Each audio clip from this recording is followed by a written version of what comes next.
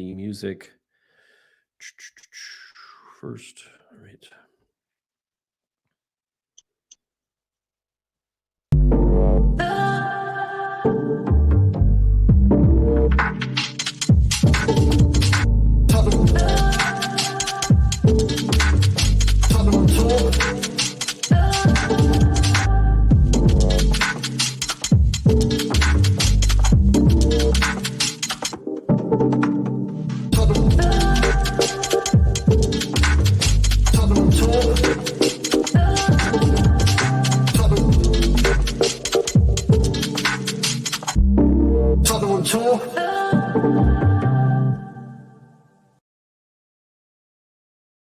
Morning, good afternoon, good evening. It is Tottenham on Tour. I am here with a couple of my friends, Mr. Brian Daigle and the one and only Kauffiee. We're going to discuss today the response from Tottenham Hotspur Football Club to the trust questions previous to the January transfer window. Obviously, everybody's talking about this right now. It's a bit of a mess. It is pretty poor. We're going to get into the details of it. We're going to go through each one of the questions, the response from the club, and how we feel about those responses and how it pertains to the rest of the season for the club and what happened with this current ownership, if there's anything, if we're ever going to see any change in the near future. Firstly, I just want to welcome Mr. Brian Daigle. Sir, good to see you. How are you? I am good, my friend. Excuse me. I am good. It's been a long day looking after the niece and nephews, but always good to talk with you guys. Absolutely, absolutely. It's going to be a tough conversation today. The Kauffiee, how are you, sir? Ben, good to see you, mate. You doing well? Doing good. It's been a long old day, and now it's time to talk about something even worse, somehow. But that's all good. As long as we're together, we can accomplish anything. Right, we can try to get through it on our own here. So I'm going to bring up the tab with let me just quickly get it closer to ready with the answers. So we're going to go quickly through sort of what the questions were, the statement first from the trust, and then what the questions were. And we're going to answer some of them quickly. And we don't want to staring at staring at the questions the whole time. Otherwise, it's just going to look a little bit silly. But we're going to bring that up, and we'll start from the top. From the trust initially, these were the questions that they asked on strategy and direction. Forgive me for not looking at the camera, folks. I have to read at the same time. In January, as part of the ongoing dialogue with Spurs, THFC asked the club to respond to 4 key questions that reflected the concerns of increasing numbers of trust members and Spurs fans generally. THFC committed to answering our questions in full once the transfer window had closed, which we know happened a couple of days ago, along with a post-transfer window wrap-up from Fabio Paratici, which is a whole other video and probably to get into. So we won't tap into that a little bit, but it was a bit thin, and there was 2 versions of it, which I'm not quite sure why. But again, that could be another video. They also confirmed that the financial returns would be reported to all Spurs in February. Now, in February, that means the rest of the month. Of course, there's growing concerns, supporters groups. Again, what the strategy is, Brian and Ben. Obviously, you guys have, we have been, but you guys in particular have been, active on social media, active on our own channel and other channels, talking about this situation. The club's response to this in the first place was a strange one. They didn't, we'll get to it after the window, which of course is convenient for them. Do you guys want to get to the question in the first answer to get straight to the point here? Because I think some of it is pretty ridiculous, and I just want to get to the meat of it. We'll go to the first question. One thing I just want to add to this. Go ahead, Brian. Yeah, please. Obviously, I am known for giving criticism wherever it goes and whenever I can, whether it's warranted or not. Yeah. And I always say, if I'm big enough to give criticism, I've got to give praise. So yesterday, Tottenham Hotspur came out and said to the trust, we're going to answer these tomorrow. When it got to about 3:30 this afternoon, I was like, oh, this may be another delay tactic. And do you know what? We're going to get into the responses now, but fair play, they did respond when they said they were going to go and do so. So let's give them that little bit of credit. The answers, however, could be a completely different story, but they said there will be a response today, and that they have done. And just to let everybody know, I skimmed through this. I don't know what the answers were. I'm not sure if you guys checked the answers like in Nope. detail. I think there was like a statement that was kind of a compilation of all of the bits in one piece that I read, and that was it. So I haven't read the specifics. So it should be interesting at the very least. It's a bit like our straight out of Conte reading a press release from him. All right. So Exactly. first question was this, folks. Will the club share its medium and long-term strategy for success, both on and off the pitch? How is the club measuring progress, and how does it judge current outcomes against those measurements? And this is the club's response, and it is the one hopefully it's not too small for you to read. I tried to make it big enough for everybody. In the last 20 years, the club has qualified for European competitions 17 times, 13 of which are currently successive, including 6 Change League campaigns. We set our business model in the last year's financial results announcements, and below is the relevant section. So foundations in place since ENIC became majority shareholder. Their goal was to do, the training ground, the all of the stuff, obviously the lodge that they built, the stadium, all of these things were supposed to be part of this growing football club, which we all sort of have a sense of that it's, there used to be a football club there. Scenario, it's kind of where we're at with it. I think we know all of the foundation stuff. We've heard this before from the club, so there's nothing new here. I want to talk about the club strategy, because this is something quickly before we get to responses to what they've said. Okay. Because I just want to say this, and then we'll get into what they said specifically. Going forward, therefore, our strategy is clear: to drive and generate revenues, to invest in all of the football activities. Football success, in turn, supports the growth of our club, our fan base, and consequently wider commercial opportunities and partnerships, which then deliver further to reinvest in football, the virtuous, sustainable cycle of which our club model is based. We shall develop new and diverse revenue streams to increase recurring revenues. Third-party events such as conferencing, NFL, concerts, boxing, rugby. Honestly, I don't even think I need to read the rest of this. It's the same shit. It's the same shit that that's been frustrating us. I want to get your guys first. I'll start with you, Ben. Your thoughts on that response from the club to the first question? Well, it's just a mistruth, isn't it? It's just not true. I'm not going to say it's a lie, because I don't want to say it's a lie. But how have we said we're going to try and build success on and off the pitch? We've proved that in the last transfer window. That's not what we want. Because if you look at the football club as a playing side, we conceded 31 goals this year, the third highest in the league. How do you fix that? By getting better defenders. We haven't got better defenders. We've still got the same defenders from 3 managers ago. And those defenders from 3 managers ago were not even starters. They were backups. And he wanted them gone. And those same people threw him under the bus. Hence why we needed to get rid of that manager. And then they threw the next manager under the bus. So it seems we've got club journeymen at the club. And I do not think this is true. It doesn't look like they want to build success on the pitch, because otherwise you would fix problems on the pitch. Every man, his dog, his cat, his hamster, his parakeet, every animal under the sun can see what the problem with the playing side is. And they haven't addressed it. They haven't addressed it. So how I think the key thing for me in the answer to the question, quickly to add to that, is that they talk about the consecutive seasons in Europe, which is true. These things did happen, and we have gone from being a mid-table club to being not successful, but getting into Europe, finishing top 4 or finishing top 6 or whatever it is. But the problem I have with that is that seems to be the thing they're laying their hat on. We've gotten ourselves into Europe, so now we're making a bunch more money, but you're not reinvesting into the club or into the football side of the club properly. It's being invested into other things that are good for your pocketbook, not good for the team, the first team. Which is, again, the thing. It's an untruth. It's a way of skirting the reality of the situation that makes this looks good because we did this. Look over here. Look at the shiny new toys. The shiny toy that we care about is the one that's on the pitch.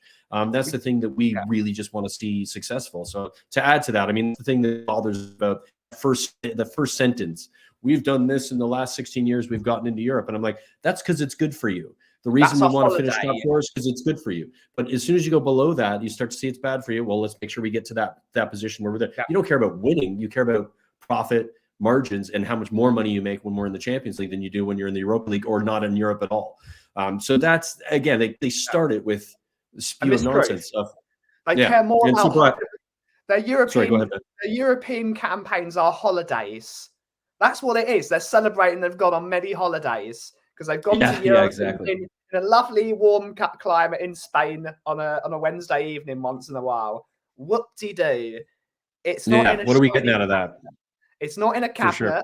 I can tell my little nephew about in 15 years when he's as mad as Tottenham as I am, hopefully. They don't care about that. They're all about the journey and not about the destination. But it's about time we get to the destination. Great way to put it, Ben. And Brian is stewing a little bit because I always like to save his answer for last. Forgive him for being as quiet as he possibly can because he's got kids sleeping nearby. So normally he'd probably be a little bit louder than what he is, but he's obviously speaking from his heart. So Brian, your thoughts on the answer to the first question? So do you know what? The 5 precious gems upstairs are probably my saving grace this evening, because otherwise I would be shouting and screaming and whatever. But the thing I take from that first question and the answer, the question is, can you tell us about our short-term and long-term strategy? And the first thing they do is tell us about the past. Yeah. So it's like, what's our short-term and long-term future? Not going to tell you. Let me tell you what we've done in the past. That's not the question. Yeah. Yes, we've qualified for Europe successfully so many times. Do we get a trophy for that? No.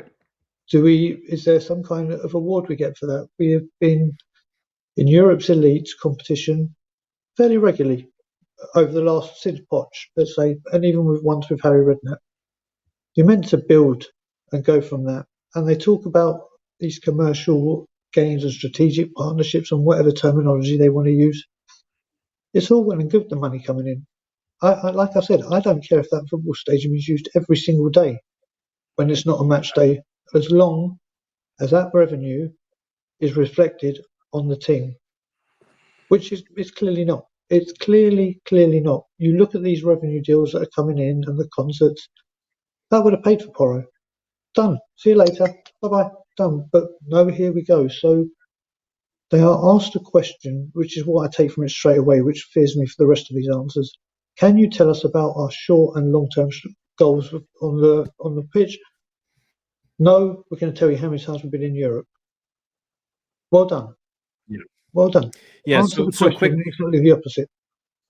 Yeah, exactly. And they go on to say, I read the club strategy. Essentially, the answer to their question, the full answer, which we didn't get into because you guys can go read it yourself, and we'll leave a link in the description to go to the Trust website to read this for yourselves, but rather than reading it from our screen. But they go on to essentially the exact same things. They talk about the COVID-19 pandemic being a problem.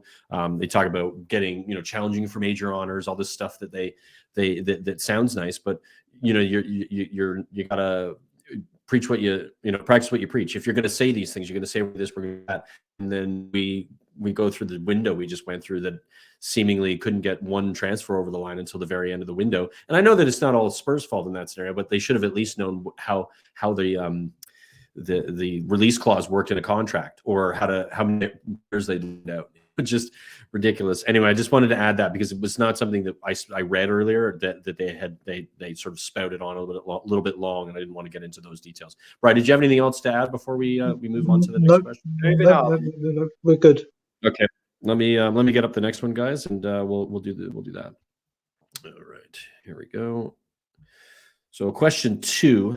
The manager employed by the club has not signed a new contract and tells us that we should lower our expectations about on-field outcomes. He has said publicly that the club is to spend big money every window just to compete. How does this align with the board's philosophy for achieving success? This is going to be a fun one because this is about Conte. We all kind of have our, he's us, he is us. There's that old saying that AVB had, we as us, or something like that when he was managing. Reminds me of that. But he is a fan, or he understands from the fans' perspective what needs to be done, what we've been saying for years. So this is the club's response. Like everybody at the club, our coach wants the team to compete for top honors. The club has invested heavily in the squad. This is a continual process with the aim of standing the club in good stead on the pitch for years to come. Since the opening of the stadium in April 2019, we have spent more than 500 million, putting us in the top quartile of spending in the Premier League, and we have made significant investments in the women's team too.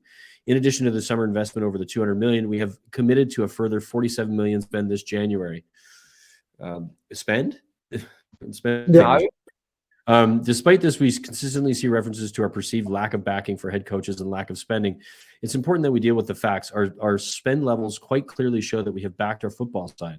There's always a fine line between long-term investment and short-termism, which I agree with, but I don't think that's what they're doing, which is why our recruitment has to be first class. Mistakes at this level leave a financial and sporting impact for future seasons.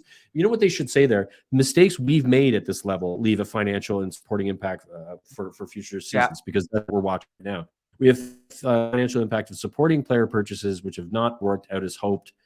Again, no responsibility. We have taken steps to improve the area of operations, and the recent window reflects this. I don't know how that reflects it. Okay, so I'm going to stop sharing, lads, and Brian, I'm going to start with you on this one. Your thoughts on that response from the club? Laughable, spineless. If you spent 500 million, if you had listened to the footballing manager or the director of football at the time, we wouldn't have to spend this amount of money. For instance, right wing back. We wouldn't have had to spend money on Aurier, on Doherty, on Spence, now Porro. If we had just addressed this issue with who the manager wanted or the director of football wanted, done. You look since Paratici has come in, people like Romero, Kulusevski, Bentancur, now Porro. These are players that didn't cost an arm and a leg, that have instantly impacted the team. But we have to continuously splurge money on cheap deals, cheap options, time after time after time. Lots of club signings. Exactly, exactly. And you just look at it. If you had given Pochettino and Paul Mitchell that 500 million and said, okay, Paul, off you go, and we bought in quality, every time it's quantity over quality. So well done, you spent over 500 million, but I can guarantee you, if someone spent 500 million that haphazardly and that shambolically within ENIC and Tavistock, that person's gone. That person is absolutely long gone. We're looking at central defenders, and again, we're looking for opportunities in the summer. Why not now? It's well done for spending 500 million and putting money in your pocket, but you have not put it where the manager wants it, on players that he wanted. So it's all well and good spending 500 million, but have you spent it wisely? Have you spent it correctly? Not at all. So you're trying to go, oh, look at me, we have spent money, but you've done it the way you wanted to and not listened to the people that you hire to make footballing decisions. So bravo for 500 million. If we don't get Champions League because we don't bring in the quality, it's going to cost you an arm and a leg. You don't sell the players because no one wants them. It's going to cost an arm and a leg in wages. It's just another line. Well done. You spent 500 million. That will make people that aren't Levy very happy. Look, he spent money. But did you listen to the footballing managers at the time? No. Yeah, this is all right. Just let's keep track of time here. This is since April 2019. We're in 2023. That's 4 years you've spent 500 million. That's peanuts. That isn't a lot of money. That you add the number 500 million to make it sound like a lot. It isn't a lot. We're talking about how many 8 transfer windows, and you spent 500 million very poorly. I mean, how's anybody reading this and taking it seriously? It's absurd. And then saying you spent 47 million in January. No, you didn't. We got a loan. Spending Exactly. in January. You're spending it maybe in the summer. Maybe when we have how many other players out on loan that we have to manage, because you don't even know how many players we've loaned out. I mean, it reeks of sliminess and lack of understanding about how to take responsibility for your actions, other than the last sentence. Even that is doing that as well. We have taken steps to improve this area of operations, and the recent window reflects this. Does it? No. It doesn't. It doesn't. It doesn't reflect. I mean, we brought Porro, great signing. Potentially, we don't know for sure because he hasn't done anything yet. And Danjuma, we don't know either. Like, are we dealing with a player? We've had players like him. We've had the players from France. We've had the players from from other places in Europe that come in that look, Bergwijn, for instance, is Bergwijn's ahead of this guy in the national team. So Before you go to Ben, let me just add the ridiculousness of this. Someone sent it to me in a tweet, and obviously it's doing the rounds. Last summer, we spent 21 or 25 million pounds with Seville to buy Brian Hill and gave him Eric Lamela. Yeah. 18 months later, they have 21 million pounds, Eric Lamela and Brian Hill. Yeah. It's an absurd meme, and then that is probably currently the best Spursy meme that exists, because it's exactly like how bad everything is run, and to get this sort of this pompous kind of "we've spent money" scenario, we're a big club response, when it's completely bullshit. Ben, your thoughts on this, and please add the frustration to the stream. Again, it's just another mistruth, isn't it? I've got to echo the thoughts of Brian. The 500 million is, again, over 4 years. It's not exactly a lot of money. It's how much? What's the net spend? We've sold quite a few players in that time, here and there. Bergwijn's going out for 30. And most of the spending is to replace players we have got rid of. But again, I have to refer back to my original point. Third highest conceding team in the Premier League. What do you need?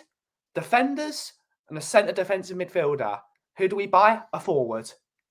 And we didn't. Yeah, and Ben, to quickly add to that point, it's not about how much you spend. No, it's when you spend it. It's when and how. It's when and how. So when you're challenging for something, you pay into the squad to make sure that goal is reached, right? You don't do a Ryan Nelson, Louis Saha, which is what this club has done. When Bale was at the club and we were in first beginning of January, and Harry Redknapp, and that's what you do. You buy those types of players. That's what we've always done. There's this idea that 500 million and all this other stuff is going to do this.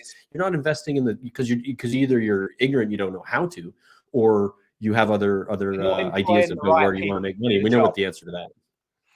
If you look at Brighton, who are bringing brilliant players through, Brighton is my example off the top of the head, but you could reel off Dortmund's, you could reel off hundreds of teams that do it. They don't spend a lot of money, but they buy the players they need at the time they need them. If they get rid of a centre back this year, which will probably be Mats Hummels, for example, they will replace him with another centre back in that same regard.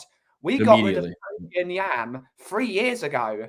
We've not signed a commanding centre half in 3 years. We buy bargain basement. We go for Skriniar and get Rodon. We go for Bruno Fernandes and we get Gedson Fernandes.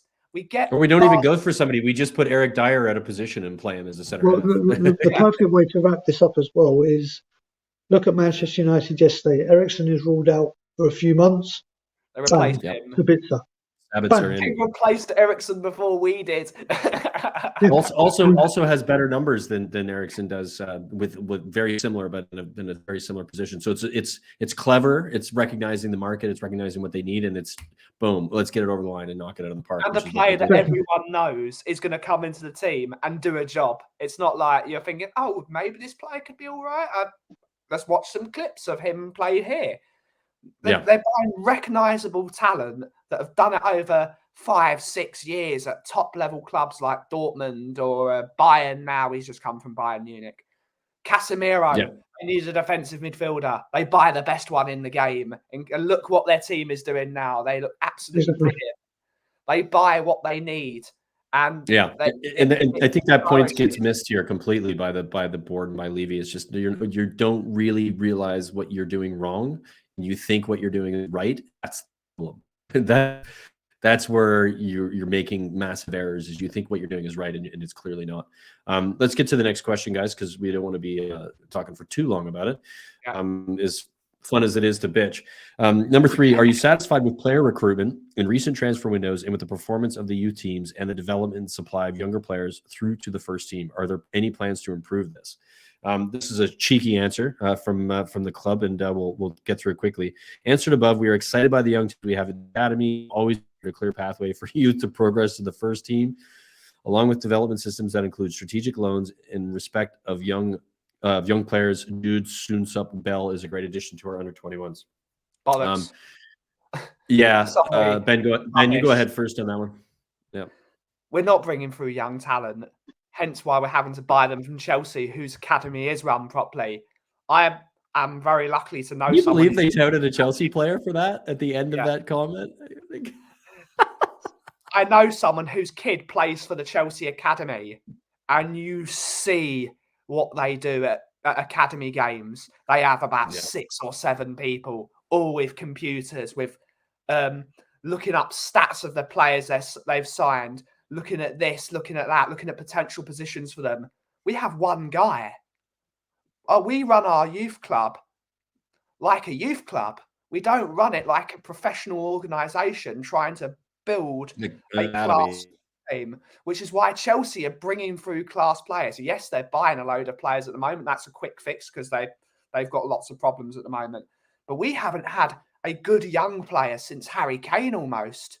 I can't remember the last one. You could say, I'd say Skip you could put in that category, but I mean, he hasn't really gone the distance yet. So he's got the world on his shoulders, and he's not going to come into the team and set the world alight. He needs someone to learn from at the club. Yeah. Højbjerg is a good person for that. Bentancur is a good, but he needs to learn. He's not going to do his position immediately. It's a long-term position, but we're not seeing the likes of Alfie Devine come through the team at the moment, and we all rate him here. We're not seeing Harvey Whites. We're not seeing them given a chance, possibly because they're not good enough. And that tells me that the academy is not good enough. Otherwise, we would be seeing more youth players in the team. Man City, Rico Lewis played against us. I believe it was Rico Lewis. That's his name. What a quality player he is. Came through the ranks. Looked absolutely brilliant for them. Top player already from a youth team standpoint. That's what you want to be seeing. If you're not going to spend money on the youth system, because you can produce players, especially in London. London's a big place. There are loads of players. Yeah, we have no excuse for not having a good academy for where the club is situated, and it's unacceptable. We're not producing youth players, and the youth team isn't doing well at the moment. I don't know where they're positioned at the moment. I heard they were like second from bottom in the league. Which one? Which the under 18s or like? I've heard it. I've heard they're really far down. I've heard they're not doing well, and that tells me we need a new approach. Because something's wrong for sure. Something is wrong. Your thoughts on this? Yeah, so I can talk a bit more in depth about this. So first of all, I can categorically state when he says pathways to the first team, it's a lie. The youth team or youth teams are kept completely separate from the first team. And unlike any other team where you think with the youth team, you'd want them to mirror what the coach or current manager's philosophy and everything is doing, doesn't happen here. They are separated. There is no, obviously, pathways, so they play the same style. They come in, they've got to adjust to what the first team manager says. And what Ben said about how they're doing, this is what really annoys me. Just before the World Cup, the under-18s had won 2 games all season, and the under-23s hadn't won a single game. Not a single one, but instead of saying, right, something not's working, let's have the youth managers are bringing someone that can coach them better, can get better things from them, can progress them. They just stay on. There is no accountability. You look at someone last season, I think it was Harvey White, had his loan blocked because we were worrying about how many players were coming in. You got a star like Alfie Devine, who thankfully signed his contract. And thank God, because I love that man and people know my love for him. He gets the odd minute here and there. This youth team and this youth setup, we were told, was going to be the biggest, the best. And you've got to remember, Daniel Levy actually said, this is going to be how Tottenham do. We're going to bring through youth products. We're going to bring through one of our own. And this is going to be the fundamental basis for the football club going forward, which we all, don't get me wrong, we'd all love to see youth players. Look at Liverpool in the past with McManaman, Owen, Fowler, Carragher. I can carry on. Liverpool used to bring them through, and Southampton did as well. What a wonderful setup they had. Yeah. But like Ben said, since Harry Kane, You got Cole Walker-Peters, left and is doing bits at Southampton. You got Harry Winks, who we know hasn't cut the gravy, but cut the mustard, sorry, but was doing bits before his injury at Burnley. You've got Ollie Skip, who had a wonderful season at Norwich, but now is getting injuries left, right, and centre, and isn't getting a constant run. We give Harvey White the odd moment here and there. There's just no one. And you'd think, like in the Carabao Cup game that I went to Nottingham for and we lost, play those kids. Like the team needed a rest. If we had lost 2-0 with the youth setup or a lot of youth in there, fair play. I understand you gave the kids this youth setup that was meant to be world class at these world class training facilities has been anything but we persist with the management that aren't getting the best out of these players because it's got nothing to do with the first team. Let's just let them do what they do. It's a nonsense. It's an absolute nonsense. Yeah, it's frustrating, man. Again, what's being said in these responses to what the reality is of what we see are not the same. It's like they're living in a different fucking planet or something. Because, yeah, I mean, some of the players that you guys mentioned, Alfie Devine, Harvey White, these players have so much potential. You're not letting them or giving them an opportunity to reach that potential, and that's a shame. And we've seen a lot of players like Edwards, who's currently part of the Porro deal. We're even thinking about signing him back again. I mean, talk about mismanaged, a player that's gone there and is now wanted by a lot of different clubs in Europe. It just says everything. It's just it's poisonous management from top to bottom, and that's kind of sadly what we've gotten used to. Put it this way: as it stands right now, if my nephews got scouted by Tottenham, which would be a dream for me, and one of them got offered a contract or whatever, if they got offered a contract by any other team, I would tell them to go to the other team. As much as it would kill me, if they want to develop, if they want to get somewhere, do not go to this youth setup because you're not going to get anywhere. Yeah, for sure. All right, let's get on to the next one, guys. We've got a little bit more to talk about here. I think this is the last question. So, number 4, does the club have a plan for further investment to ensure that the club remains competitive on the pitch in the face of substantial additional investment by other Premier League clubs? Is the club closer to securing a naming rights provider? Is there a plan for further investment from ENIC or from other potential investors or buyers? And this is the club's response. Answered in part above, in response to the latter part of this question, all of our conversations with third parties are confidential. With specific reference to naming rights, we're clear that any deal has to be the right club. Notwithstanding, we currently have our own name proudly on the stadium, receiving global recognition. Financial sustainability has been fundamental to how we run this club. Our aim has always been to combine the financial stability of the club with remaining competitive on the pitch. Just competitive enough. The ENIC investment was timely and critical as we emerged from the pandemic, sought to stay competitive on the pitch. We are ever conscious of the new capital injected into other clubs, which have seen player transfer spending increase significantly. To be mindful, however, implications of the changes to the governance of the game, which will compel greater sustainability and financial fair play. Joke doesn't do anything.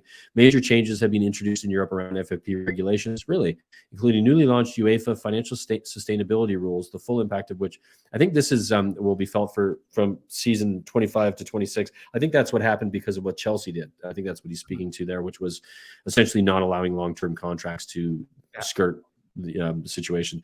They're based on 3 pillars: solvency, stability, and cost control, and club to 3 C's to adjust to them. I'd like to read about this. I didn't know about this, and I think this is important. I don't know that this answers the question. Many expect that these new rules will be a game changer for the sport. We should also allow for the possibility of even tighter regulations. The final comment here: THFC board feels strongly that the establishment of a formal mechanism for fan engagement at Spurs remains the top priority.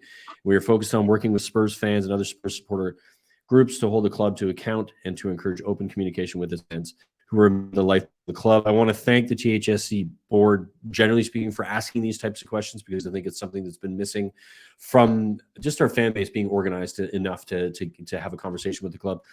Sadly, the club has not been as responsive as we'd like them to be, and I don't think have answered the questions appropriately or in a way that I think is remotely close to what we would expect them to be and how they should be answered. Ben, I'll start with you on the answering that response to that question. Thoughts? I think it shows a lack of a lack of thinking that the fans know what they're doing. You should never build a stadium like this without a naming rights deal. Why have we signed the best guy in the world at doing naming rights deals and we haven't signed the naming rights deal? Still paying him, right? We're paying him a load of money and he still hasn't done one. It tells me that the right deal for the club is not the one they want, because they want more money for the right deal with the club. Yep. You need a stream of money in. It's whether it's the Coca-Cola Stadium or the Nike Stadium. At the end of the day, it's just a name. If it's one of these big corporations, which it's going to be, they're not going to be exactly everyone's cup of tea anyway. They're not going to find the best. Get the money in. Just get the money. Really? Get the £20 million a year they were offered, apparently, or even less than that. As long as they've got a stream of money coming in for X amount of years, they can always change the name. They can always change the name later down the line if the company wants to change the name. So for me, we see it all the time here. Like the ACC, which or used to be called the ACC, which was the Air Canada Center, is now called the Scotiabank Center. That was like the span of like a couple of years. They just changed it. They're like, we're going to take this other investor because they'll give us more money. You know, exactly. They buy the deal out. That's what they need to get ready streams of money to pay for the stadium, to get the stadium as debt free as possible, because there is debt there. They've obviously organised a really good loan back thing, so they're paying good terms for this thing. But if we get naming rights, we can pay that down even more. As close as we can get to that middle line, the happier everyone will be. So just get a naming rights deal. In terms of finding investors, there was never investors. It's always been a smokescreen for saying, oh, this, that, and the other. I don't think there was ever real investors looking at investing 30% in the club. I could be wrong. My understanding of that is just quickly, Ben, just sorry to interrupt, but my understanding of that quickly was that the guy who was from the QSC, I think it's QSC, Qatar Investment Group, he's a buddy of Levy's that like is also a billionaire who's like, hey, maybe, you know, they got together and had a meeting, which they do like every 2 weeks. Everyone always does. So it's just like something to talk about. There was nothing in it. Might have just had a smoked salmon bagel or something. Yeah, exactly. It's With some capers on top. You know? Nothing. It's making a story where there's no story. Yep. At the end of the day, we've not seen naming rights. We're seeing constant events coming in, but there's no benefit for the club, it seems. We need to get these done. I don't care what the name on the stadium is. I don't care if it's Google, Apple, Nike, Emirates, or any of the million airlines there are. It's always White Hart Lane to me. It'll be White Hart Lane to Brian. It'll be White Hart Lane to Ireland, or anyone in the community. Just pick the name, get the money in, and then just go with it. It says to me they want more money. They get more bigger offer, and they think, oh, I can get slightly more. And that's what it screams to me. Just get the money in. It's always White Hart Lane. Then, now, forever, as in the words of WWE. It is White Hart Lane. It's what it will always be. So just get a name and get the money in. Just seriously. Yeah, Ben, I agree 100%. I think it's just an absurd situation. I recognize from a private company perspective, they're not necessarily going to tell the specifics of it, but they didn't answer the question again. They didn't, you know, it's another muddy the waters scenario. Let's talk about other stuff to not talk about the actual question that we've been asked, which is pretty standard from most corporations, but in this case from Enoch and Levy, it's a habit. Bri, your thoughts on the answer to this final question, and maybe we'll get a wrap up from everybody as well, since we're coming to the end of the show. I can actually feel my blood boiling right now with this answer, so I'm going to try and stay calm and not wake up the kids. You can do it. If this do it. Final question and the wrap up isn't the biggest run along peasants I've answered, stay away from me for a few months, whatever, I don't know what it is. The fact that this guy wants to talk about FFP and the new regulations and the new this, the new that, when we can spend 400 million without breaching it. But let's not forget, this is a guy that all of a sudden knows everything about the financial, but couldn't count how many players we had on loan from FIFA and UEFA. Yeah. Funny that, we can't have XYZ amount of players and we had to terminate a contract. You want to talk about FFP? Ben, you've known me long enough. Ireland, we've been doing streams together for over 2 years now. Every single time there has been a sponsorship, a naming rights, a investment, I've called it every single time and said this will be hot for a week and a half, a week. It will go quiet and a new sponsorship will come out. Yeah. And here we are again. All the talk to keep it generated, to keep it away from a certain person or the board as well. This question or this answer, if anyone, no matter what side of the fence you're on, does not get irritated, wound up and furious with the lack of empathy, the lack of respect, the lack of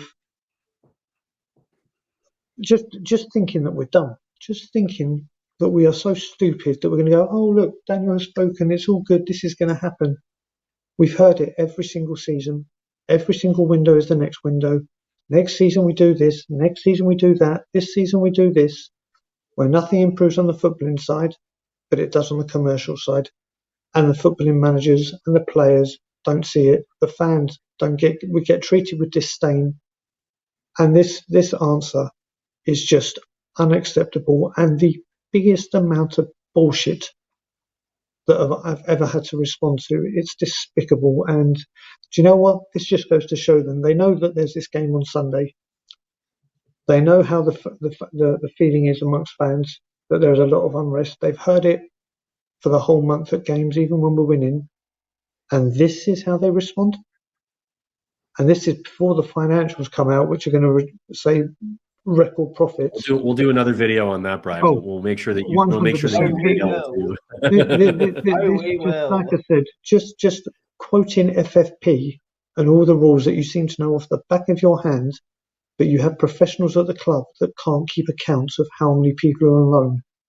This club's just appalling. It's a shambles. Yeah, it's a frustrating situation. I think that that's going to wrap it up. I mean, I can't better that. It's the frustrating, move the goalpost habit that the club have to not answering questions honestly and not being honest with themselves about their own mistakes that they continue to make when it comes to recruitment. I mean, bringing in Paratici is somewhat of an admittance of that, but he's a criminal, and we're basically going to lose him, at the end before the next season starts anyway. So to not do your due diligence shouldn't that be a failure? I asked this question when you were on a stream, Brian. I think it was a couple of weeks ago. Would Daniel Levy fire Daniel Levy? And I think he would. I think that's the point here. He's incompetent. He keeps making the same mistakes over and over again, and the only reason he gets away with it is because he's in charge of himself. Had it be somebody else who was in charge of him and making this amount of mistakes over and over again, and then lying to the people who he's making the mistakes for in front of, he would get sacked. He wouldn't be in the club anymore, or at the very least he'd be demoted, and we'd somebody in charge of the things he's currently in charge of. And then that happens at corporations all the time. That's a very common thing, to shift people around. Maybe you shouldn't be doing this. We're going to put you over here. You can be in HR instead of being in charge of what the football side of things, which you're clearly not very good at. So we're going to try something else. I think that's where this club should be at, and as an organization should be at least have considered those options in the past. But because of his ownership, a portion of the ownership, that's going to happen. Here we're saying, so making these videos bitching about something that isn't going to be done, and nothing's going to be done about it in the near future. But we're not going to stop bitching. I want to thank, first of all, thank you guys for being here. I want to thank the Trust again for putting in the work that a lot of us wish we had the access to. So go ahead, Ben. Big up to the Trust. They've given us a lot to think about. Yeah, they have, and they and I think they've gotten a lot of grief over the years, and it's very difficult to do what they do. They don't get for it. They deserve the credit. It's a hard job. It's a hard thing to ask these questions, especially when you realize the answers you're going to get based on what we just saw aren't going to be good enough. I do look forward to the response from the Trust of these answers. I'm guessing they'll probably put out a statement tomorrow, and maybe we'll follow up today's. Well, I guess this will be in the morning, so we'll follow up this episode with one that's sort of responding to what they've said, and we'll have a conversation about that. Any last words, Brian or Ben, before we sign off here? No last bet. So I'm gonna first of all, like and subscribe if you're first time watching videos from us. Make sure you like and subscribe. Hit the subscribe button. Make sure you like the videos. You get notified that this is happening. And on that note, see you later. We'll have a good one. And as always, Levy out.